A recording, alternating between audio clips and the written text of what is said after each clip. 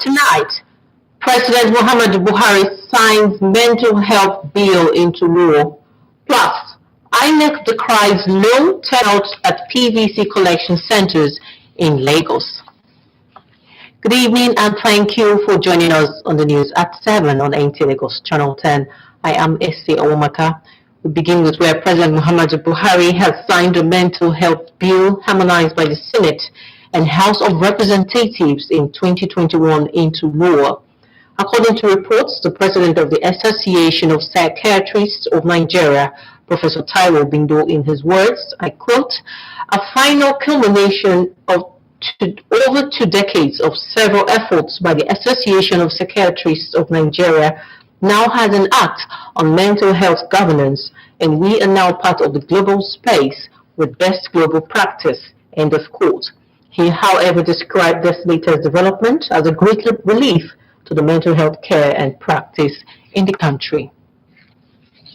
Governor Babagana Zulum has confirmed that Boko Haram insurgency is on the verge of becoming history in Borno State, as more than 90% of the security challenges have been addressed. The governor stated this while briefing journalists after an audience with President Muhammadu Buhari.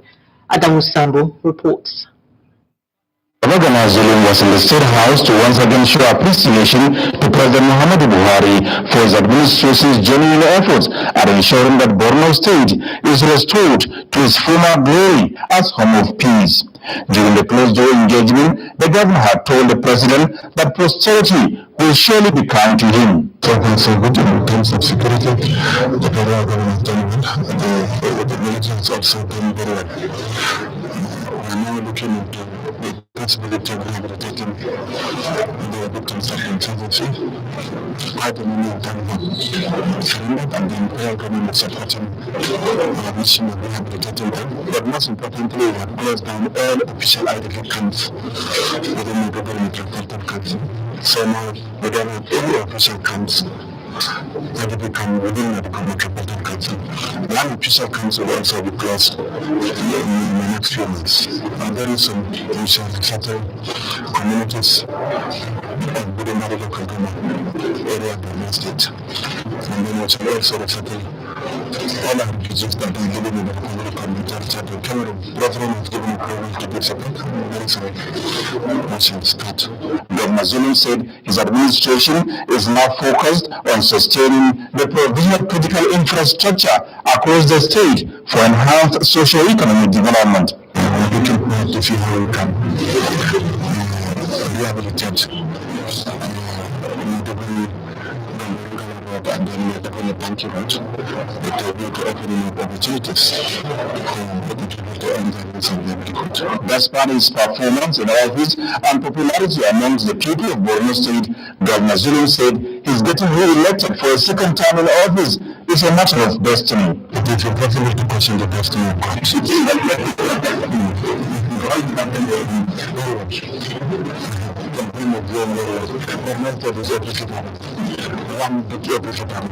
This is the first formal engagement between President Muhammadu Buhari and Governor Zulum in the new year. From the State House, Adamu Sambo, NTA News. The federal government is partnering state governments and private sector to reposition the mining industry, predominantly dominated by artisanal miners. Managing Director of Solid Minerals Development Fund, Fatima Umaru Shinkafi, was in Lafia, Nasarawa State as part of engagements with stakeholders on how to leverage funds provided by the federal government for the development of this sector. Aliyu Tijani now reports. 70% of mining activities in the country, industry, record shows are done by artisanal miners. Federal government insists there is need to industrialize the sector while taking into cognizance regards for environment. The Presidential Artisanal Gold Mining Initiative is driving the project to coordinate all artisanal miners in the country, support them with funds, and ensure jobs are created in the sector. With Nasarawa as one of the solid mineral endowed states in the country, Managing Director of Solid Minerals Development Fund, Fatima Umaru Shinkafi, intimates Governor Abdullahi Sule of federal government plans for the sector while seeking for state government support in realizing the objective. We want industrialization. We want to commercialize these mines. We want job creation. We want wealth creation. We want social security.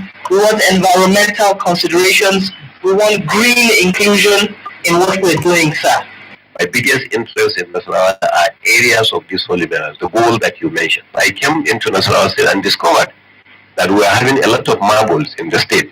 But then we were just mining the marble and taking the marble out somewhere else. Today I'm proud to tell you that between 25 to 30% of the entire marble in the Nigerian market is coming from there, coming from Nasarawa State. Accurate data of all artisanal miners in the state is needed in order to access the funds. In Lafia, Ali Tijani, NTA News. The Department of State Services has denied an online publication that quote stops DSS from arresting INEC chairman. A statement by its public relations officer, Dr. Peter Afuranya, says the newspaper skewed what transpired at the court and reported it out of context. The statement further says it is important to guide the public understanding and perception, especially that the said report is misleading. Meanwhile, the services says it is aware of the antics of some mischievous elements who are desirous of fomenting crisis in the country, including creating unnecessary controversies around the forthcoming general elections. One of the strategies is to subvert the efforts of the service in ensuring peaceful coexistence and harmony. Another is a determination to overheat the polity and subtly exploit the judiciary to distract or even undermine not only the service but other security and law enforcement agencies from undertaking their constitutional roles. The DSS therefore warns these individuals and groups to desist from their devious plans. It also advised all critical stakeholders to be vigilant and resist attempts to use them to thwart the law. The Independent National Electoral Commission, INEC, has decried the electorate's poor turnout to collect their permanent voters' cards in Lagos. INEC spokeswoman in Lagos, Adenike Owero, stated that would-be voters had collected only 224,490 out of 940,200 newly printed PVCs as of Wednesday. The figure, she said, was across the Commission's offices in the 20 local government areas in Lagos. Mrs. Owero noted that 715,710 new PVCs was yet to be collected. The INEC official added that the Commission has devolved the collection of PVCs to the 245 registration areas and wards in the state as planned. She also stated that PVC applicants could visit the registration areas and wards from January 6 to 15 to pick up the cards in person rather than by proxy at ward levels. You're still watching the news at 7 on NT Lagos Channel 10. More to come up, but this time out to join us again. Are you looking for a spacious, serene, beautiful and comfortable environment for your event?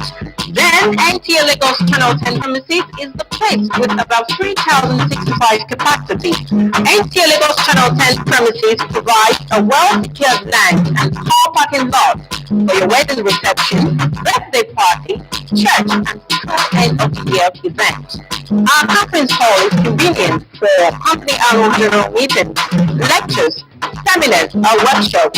With just 150,000 naira only, you can use our entire space and also have your event covered and aired on our social diary program, Maryland. For more inquiries, please contact our marketing department, NTA Lagos Channel 10, Tejesho, or call our telephone number, Chibuzo 0812-324-5519, Gmo 0803-830-1669. NTA Lagos Channel 10 premises, affordable just for you.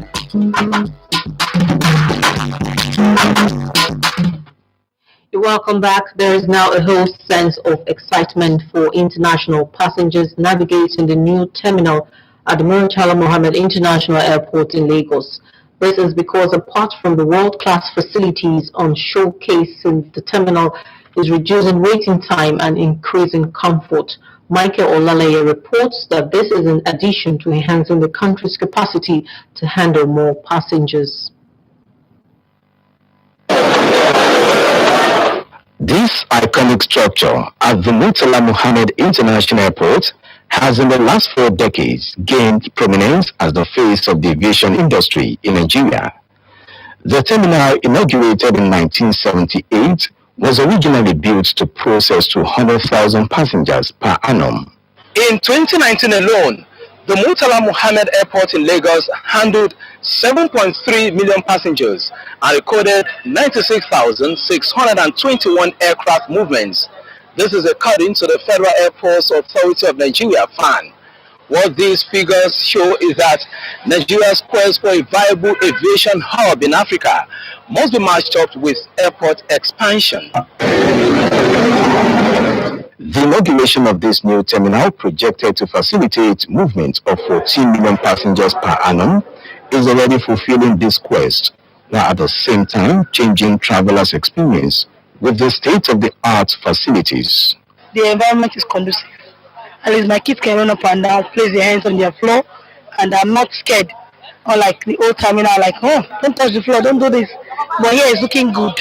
So, and the customer care is very nice. For travelers like Professor Akin, the terminal is not only simplifying mobility, but equally fast-tracking accessibility. In the past, you will have to struggle to find somewhere to sit, unlike what you see in other countries. But now, I'm not struggling to find a seat. So I'm very happy with this. And one is very proud of this country. More airlines are migrating to the new terminal, with the number of passengers navigating from here taking an upward progression. And stakeholders believe the momentum will be sustained once the issues surrounding apron space is sorted out. With these and what I've seen around, the traffic is going to increase. It's going to create more job opportunities for people, and more people will be willing to use this airport. Equipped with 66 check-in counters, 16 immigration desks at arrival, 28 immigration desks at departure, 8 security screening points, and 6 passenger boarding bridges, the new terminal at the Lagos Airport is projected to create more than 3,000 jobs. And in entertainment, celebrating the wins in the midst of challenges and what 2023 holds for the entertainment industry is what Kehinde Adebisi will tell us in our next report. The year 2022 came with a ray of light to lift the blame imposed on the entertainment industry by the COVID-19 pandemic. With a partial and eventual total lift of restrictions on public gathering, the creative industry bloomed again. Entertainment enthusiasts believe the pandemic launched the industry into another level, as content were judged to be top-notch and could compete favorably on the global scene. Movie producers looked inward with their stories, most of which projected the true African values. Movies like King of Thieves, Anila, Anikulapo, Oleshinba all had perfect blend of the Nigerian culture. We are evolving on a daily basis, and that's a good one, which means if we put more energy and more strength into the movie industry, our industry will be something that the whole world will come to appreciate. 2022 will not be complete without mentioning one of the most talked about movies, Black Panther Wakanda Forever, which had its African premiere in Lagos, Nigeria, graced by the cast and crew. We've never seen ourselves represented in this way before, and it's about time that we see it, we embrace it, and we love it. Teams emanating from Nigeria have become a global sensation. While Nigerian music stars enjoying international collaborations, they're also breaking new grounds by barging more awards on the global scene. Burna Boy, for instance, outperformed his last year's wins with more honors to his name. Tems is also smashing the ceiling, making the female artist proud. And then 2022 has been a remarkable year for entertainment, Nigerian entertainment around the globe. The online skit makers kept Nigerians glued to the streaming devices with hilarious content. Taking cue from Patoranke's song Celebration, which made reference to giving accolades while still alive, the entertainment industry did just that as they gathered to celebrate veteran actor Billy Jacobs on his 50th birthday. Thank you. Thank you all for the support. Thank you all for the well wishes. Another notable moment was the fairytale wedding of Nollywood sweetheart Rita Dominic. The Super Eagles were definitely missed at this year's World Cup. Minister of the Federal Capital Territory, Muhammad Musa Bello, has tasked the new Assistant Inspector General of Police in charge of Zone 7 Headquarters, Abuja, Kayode Gitokun, on sustaining the momentum in the fight against insecurity in the nation's capital. The minister said this when he received a delegation of senior police officers from the zone led by the new AIG. Onoze Yakubu reports. The minister, who acknowledged the progress made in the fight against heinous crimes like kidnapping, especially in the rural areas of the FCT, called on the AIG to ensure that the progress recorded continues.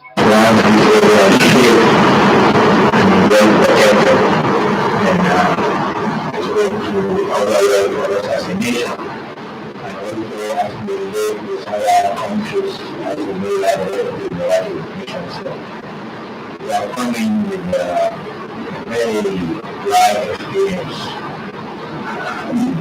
for this in Nigeria, and I wish you all the best. AIG Kayode Egbetekun hinted that the purpose of his visit is to express his appreciation to the FCT minister for his commitment in ensuring security in the FCT and for the support granted to Zone 7 and the FCT Police Command, especially for the operational vehicles given to the command in 2022. I also want to assure you that those vehicles vehicles are being placed into judicial use. They have seriously impacted on our operations in the university. On the entourage of the AIG is the FCT Commissioner of Police, Idris Abubakar Sadiq, among other top officials. Onoze Yakubu. And the man of the National Mosque, Abuja, Professor Ibrahim Makari, says the sacrifices of men and women of the Nigerian Armed Forces should be appreciated and honored through prayers for the living and the dead heroes, as well as citizens supporting peace initiatives for the unity and development of the country. This was the focus of the sermon on the commemoration of the 2023 Armed Forces Remembrance Day celebration. Abdullahi Ajia reports. It is yet another time to remember and value the sacrifices of the armed forces of Nigeria for what they have done and are still doing to protect and unite the country. This is why the immense sermon reminds worshippers of the patriotic duty to pray for heroes and heroines of the country, and urging citizens to avoid acts capable of reaching public peace. We lost their lives during the course of protecting our beloved nation, our lives. We should rather make the whole year celebrating and extending our help, whatever we can afford to their widows, to their orphans, to whoever they left behind. Representative of President Buhari said President Ahmed who is immense ministries and all military heads ensures the armed forces of a proud of peace even as the administration lies down, saying that so much needs to be committed towards the welfare. We hold the country and the armed forces and everything that is the nation to ensure that we provide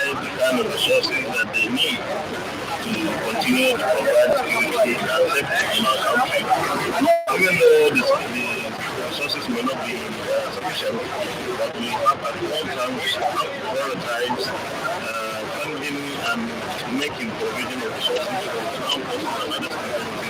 As the leaders in the British pains, it now need a special dua for the continued victory of land forces over areas of the state and leaders as well as followers to succeed in Abuja under Nigeria.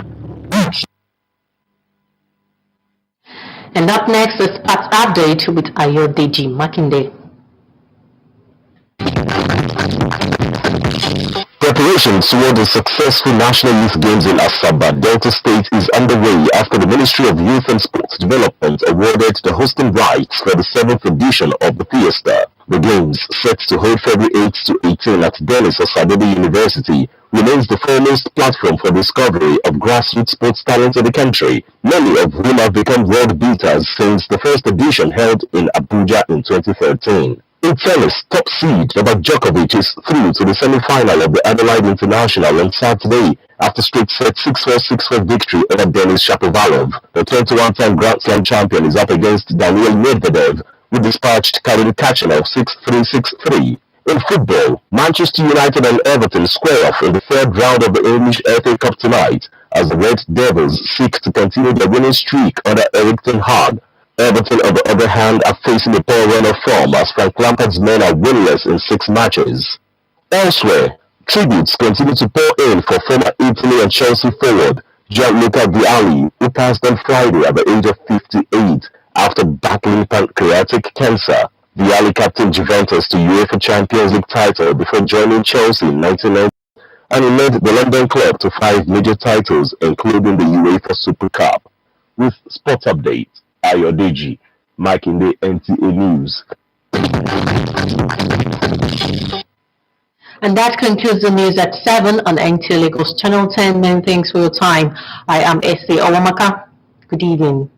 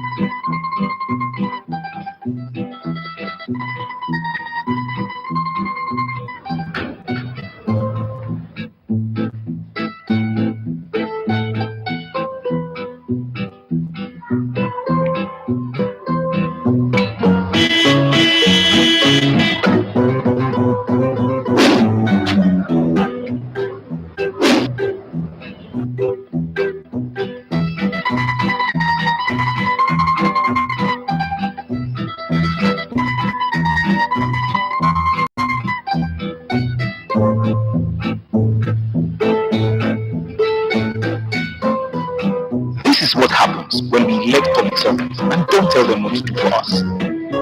Voting is not the end. It is just the beginning. The